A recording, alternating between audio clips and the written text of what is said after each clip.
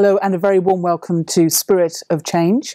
My name is Philippa, and in today's programme we're going to be looking at building resilience for a changing world. And I think if there's one thing that we can be certain of in today's world, it is that there will be change. It's almost built into the fabric of our everyday lives. And the pressures both on individuals, on communities, on nations, and on all of us as a global community are building every day. So how do we survive? How do we find ways of coping with the stresses that are placed on each and every one of us? How do we find that inner resilience? Well, I'm very pleased to be joined today by a special guest who has joined us from London, and that is Sister Maureen. Maureen, welcome to you. Thank you for being with us. Thank you. Sister Maureen is the Programme Director for the Brahma Kumaris in London. She's been living there, based there for the past 40 years, and her role there is Programme Director. So she's in charge of the Brahma Kumaris community throughout the United Kingdom. So she's, in her day-to-day life, used to dealing with change and thinking on her feet and finding ways of coping moment by moment, day by day, and building inner resilience herself. Maureen, I hope you feel fully resilient today with all the change that we experience in every day, in every moment. Right. What for you do you find as a personal anchor for coping with change in your own personal world? Yes, thank you for the question. I agree completely that the world is constantly changing, and somehow it feels as if the changes are happening faster and faster. It doesn't seem to be a steady state of any kind. And as things change more and more externally to us, and they will do, we somehow have to find an anchor inside, some point of stability inside, from which we can get some sort of perspective on the change.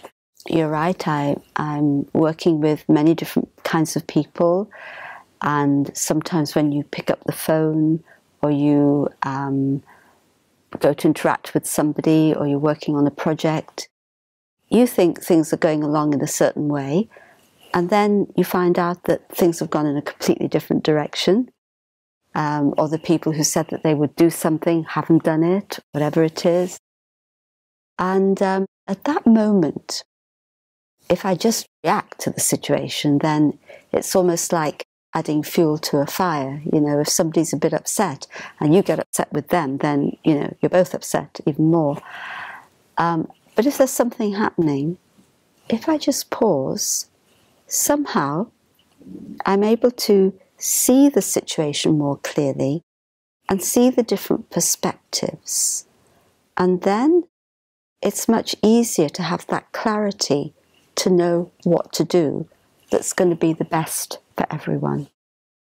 And I think one of the things in being resilient is that it's actually not just about protecting yourself from something, but it's really about having the inner strength to be able to do something that's going to help the situation, that's going to contribute positively for everyone.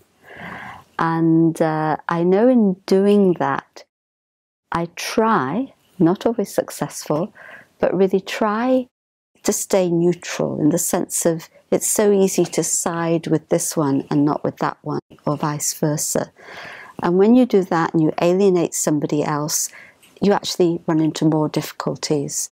So part of that resilience, I feel, is about being clear, being stable inside, and thinking about what it is that you can contribute and do that is actually going to help everybody. I think as the world changes around us, and as you say, the pace of change is getting faster every day, there can sometimes be an instinct to want to lock down and just take care of myself, make sure that I'm okay. And yet, of course, as we all know, coping with change very often requires a group response, a community response. And we can't, any of us, act as isolated individuals in today's world and make sure that I'm okay and never mind everybody else. What role do you feel community plays in building resilience into our lives? I think community is vital, whether it's the community of your family, whether it's sometimes community in a workplace or, in the context of the Brahma Kumaris, it's a spiritual community together. And if you think about a community, there are a couple of things.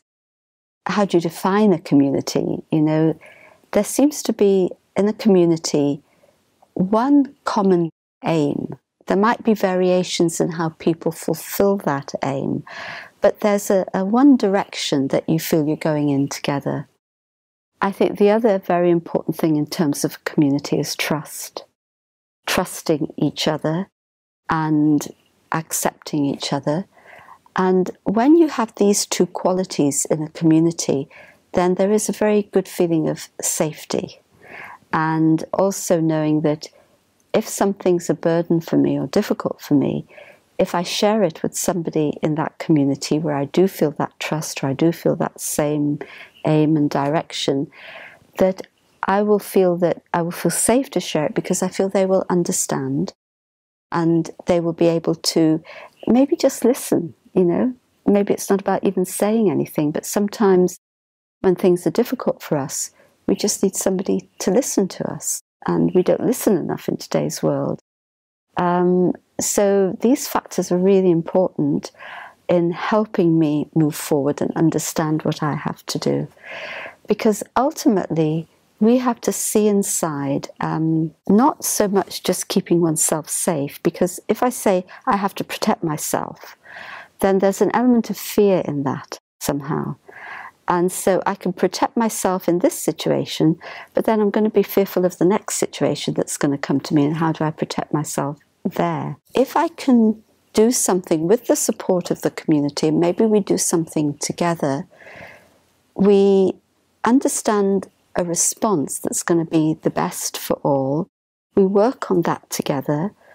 I then understand my part in that response. Then rather than saying I have to protect myself, I'm actually giving out something of myself, a good energy, an energy of a positive contribution.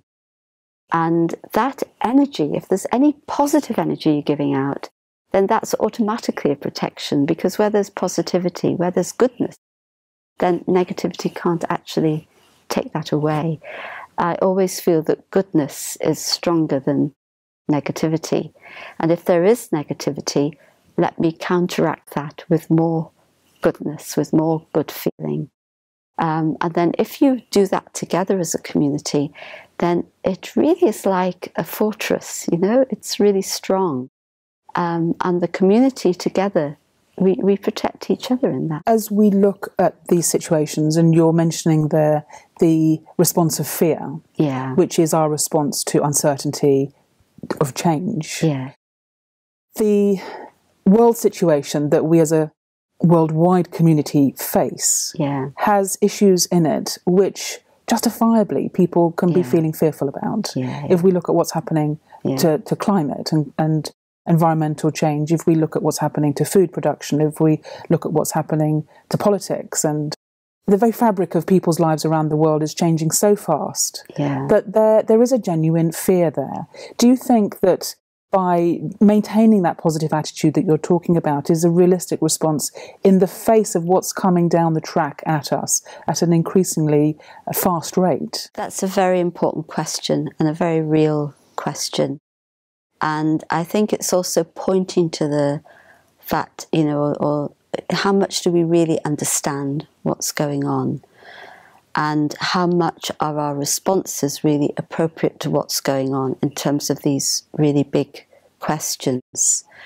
When I look at what's happening in the world today, we talk about an environmental crisis, political crisis, economic crisis. The reality is that beneath that, there's really a crisis of values, a spiritual crisis.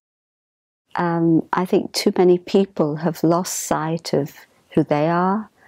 They've lost sight of how to interact with others. What are the values that can really serve society?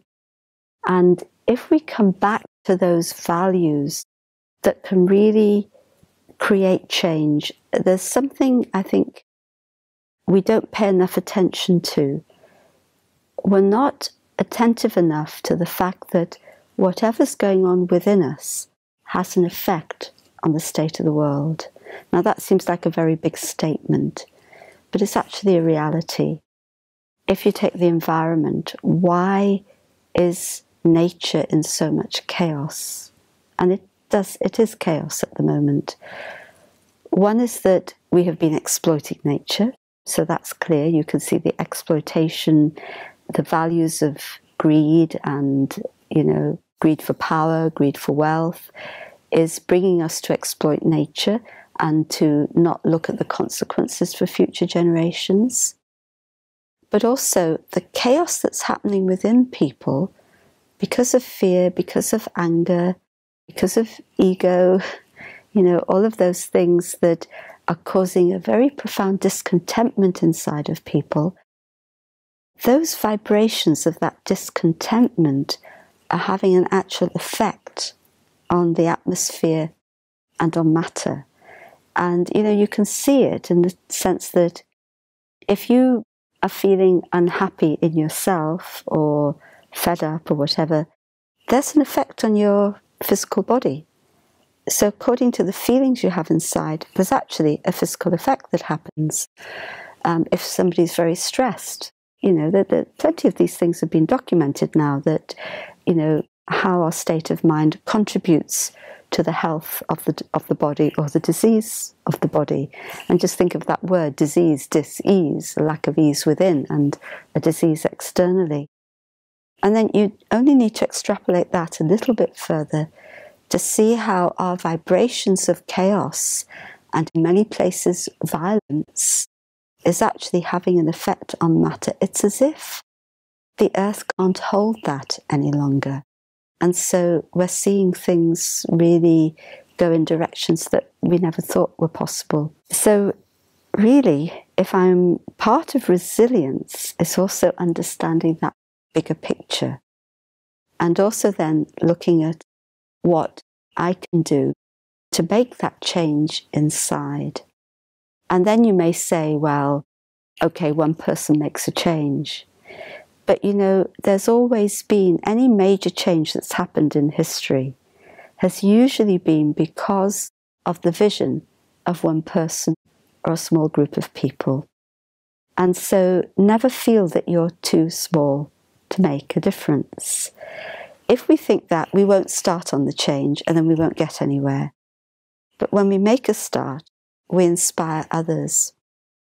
There's a very beautiful thing that Daddy Janki, who's our spiritual head, had said. She was talking about change and referring to Gandhiji, who of course brought about tremendous change and is till today an incredibly inspiring example for all of us. And she said that Gandhi was great, but what we need now are communities of greatness. So we all need to step up to those principles of greatness, which are the values of respect, of tolerance, and of non-violence. Non-violence is absolutely a key. And so today you see a lot of violence. The practice of non-violence, first within and then externally, can change that whole vibration and the whole momentum and the whole direction that the world is going in. I like what you're saying because it's really turning things on its head. Rather than seeing a world situation and asking what is my response to this, we're saying what is the world that we would like to see? How would we like that world to be different? And let me start being that change myself in the world now and affect what is out there. Absolutely, yeah. And I think this mirrors as well this other point that you're making of people very often have a feeling that change is handed down to us from government, from people out there. Yeah. And yet what you're saying here is that it's not out there, it's me in here affecting what is happening out there. So we do have it within our hands to make that difference. And that's completely the opposite way round from how most people experience themselves in the world today, which is that change is happening to them. Yeah. They're not feeling in control of their lives and how their life is changing. Yeah. I really feel it's possible to turn this around. And I have seen myself, people even communities working in different ways, whether they are coming together spiritually, working with ecology, working with the environment, creating sustainable communities. There are actually a lot of examples around the world where things are being done differently, maybe exchanging things through barter rather than through monetary, giving things a monetary value. There are communities that live in that way. There are actually more and more models that are there for us to look at and to think about and to start to apply. But I think what you're coming to is so important. We're really coming to a shift in consciousness, aren't we? And when we still see ourselves as somehow consumers, or, you know, as you say, things being handed down, or somehow seeing our relationship with the earth or with each other as something to use or to make use of, we are not in then a natural relationship with nature. We're not in a natural relationship with ourselves. In a way, it's like going back to original principles, isn't it? And even if you go back a few hundred years, even though in a way there were kingdoms and, you know, that sort of thing, but there was much more a feeling that a community would be sustaining each other, looking after each other. That still applies today in India, much more than in Europe, I can say, you know, where people rely on the health service, the welfare, social welfare, etc. It's excellent those systems are in place because they're needed. But where it takes away from the community looking after each other, that's a difficulty. And actually in many countries it's coming to crisis point now. I was speaking to somebody from South India just a few days ago, and they were telling me, you know, you have to be in the community, you have to show up in the right place, whether it's in church, whether it's in the temple or the mosque, or, you know, with the family gatherings, because that's your social capital. They're the people who will be there to help you when you have a need, and you need to be there with them. And I feel that too in the spiritual community. You know, I say to myself, something's happening, I must be there, I must support this, you know, be together, show support for each other. That feeling of supporting each other will grow. And he said to me, you know, if somebody has to get a loan at the bank, then really it's as if you've got nobody to help you, that you have to resort to that, you know. So this whole thing of community is so important. And we've shifted into a whole other paradigm where the external is important and the physical is important and money is important and profit is important. But actually it's people who are important. And people getting involved in action, yes, in actually doing something, because that makes you feel better straight away. If rather than just sitting there feeling hopeless and despondent, you decide on a course of action and you set out on that to try and make a difference and improve what is going on around you, the energy starts automatically flowing in a different direction. Absolutely, absolutely. It's so important to understand what I have to do. Otherwise, life's very difficult. Understand the bigger picture of what's happening and work towards that bigger solution. And as I'm working towards it, I will make those little steps towards it in my life anyway. You know, just to think about being non-violent, what does that mean? It's got a big meaning in terms of everyday life. First of all, if I am not emerging my inner goodness, which is inherent to all of us, if I'm suppressing that inner goodness, that's the first violence we do to ourselves. And then that leaves a vacuum. And then I rely on other things for a sense of identity, my role, my profession, you know, my family, you know, background, etc. And then if somebody challenges that, what happens? I get angry and I defend. Extrapolate that and it leads to war. And the violence we see today is because people have lost sight of who they really are. They've lost sight of their spiritual identity, and all the identity is based on the external role that they play. And so, of course, it's a very fragile identity. You're always having to protect it, you know, and build it up. And you're always having to be worried that somebody else doesn't knock it down. But it's not the way to live, really, is it?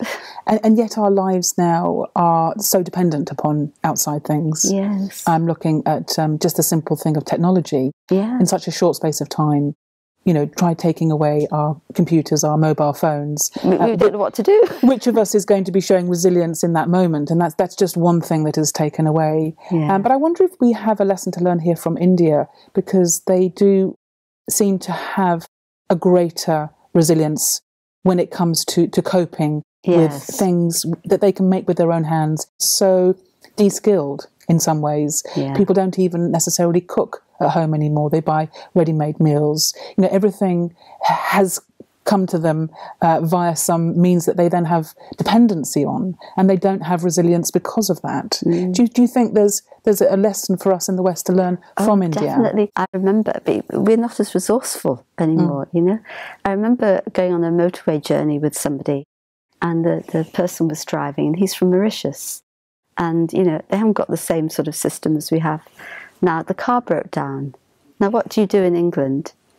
You call the AA, you know, this automobile thing. Association. They call it the fourth emergency service. They come to your rescue and that's it. Mend your car for you. Yeah, so you would call them and you'd sit there for 2-3 hours waiting for them to come. What did my friend do? Oh, he has a look in the engine. He sees it's the fan belt or something, needs water, grabs something, jumps over a fence, sees some water. I never forget it. Goes and brings this bowl of water, is able to put it in the engine. Then I don't know what he got to make a kind of fan belt, and we were off on the road again in about half an hour or so. And I remember thinking to myself, you know, that's resilience and resourcefulness. Not saying, oh, what do I do? Wait for somebody to help me. No, let's get on with it. Let's do something. It's a small example, but it's about a mindset and an awareness, isn't it? So I found that very interesting, and I agree. Yeah, there's lots to learn. We hang around too long when we could be doing something. So yes, very important. But coming back to this change of mindset, change of consciousness, this is where the key lies, and we need to get back in touch with who we really are. For that, we need to come back to our very deep spiritual identity, and that's the bit that's constant and unchanging. So when you come back to that and you experience that, you do feel that you have some consistency in a world that is whirling around you, and then you can move from there. But if you don't do that, you're simply caught up in the spin, and then there's very little that you can do. For most of us, change, when it occurs, doesn't necessarily mean change for the better. Yeah, you know, I think we've come to associate. People resist change, don't they? They do. They feel comfortable with their routine, with the things they have around them. They don't want that to change, because when it does change, they often feel it changes for the worse. So you have a sort of a virtuous cycle and a vicious circle, and we need to change from one back to the other. And taking spiritually charge of ourselves is possibly the key for turning that around. I think it's definitely the key, actually, definitely the key. And you see, you need inner strength to make that change. And am I going to get inner strength from having a nice car or whatever it is? No, I'm not. It's from that divine source that we get inner strength. It's from knowing ourselves that we get inner strength. That's why I know I wouldn't be able to do what I'm doing unless I meditated every day. That time of quiet in the morning is when I fill myself with strength. And then throughout the day, no matter what is happening, I have some sort of inner strength and resource to deal with it. It's not that it just overpowers me and then, oh, what am I going to do now? So you need that inner strength. And when something is coming towards you, you need to have, and this is where I feel real power lies, instead of getting into a negative circle of thinking, you change it around and you come into more elevated thinking. So, for example, why are they doing that? They shouldn't be doing that. If you start to think like that, you're then at the mercy of that person who's doing that thing to you or doing that thing that you think is wrong. You are, in effect, then being controlled by them. They're controlling your mind. But if you can turn that around and say, okay, maybe there's something that they've been through, they're behaving like that, and maybe I need to understand better. How can I give them that feeling so that they can be more positive again? How can I help? How can I draw on my resources? It's a completely different mindset to just blaming. And we live in a culture of blame now. And we need to shift from that to a culture of responsibility and accountability. So how do we teach people who aren't necessarily going to go along and learn how to meditate? What techniques, what easy to use methods can we share with people for when, in a very practical way, they're facing a situation where they don't feel stable, they don't feel secure, they don't have that inner resilience? What can people do? I find it very helpful to ask key questions to the self. Okay, so situation's difficult. Pause. I feel the pause is really important. You can ask a question. What's really meaningful to me in life? What do I really need? Just a simple question like that. Then instead of blaming someone and spoiling the relationship long term, I realize that actually this person is meaningful to me. This person is important in my life. So I need to take a pause and handle this differently instead of just reacting. Lovely. Sister Maureen, thank you very much for your words of wisdom today. Thank you. Really appreciate you being with us. I hope you've enjoyed some of these points that we've shared, and we look forward very much to your company again next time on Spirit of Change. But for now, thank you and goodbye.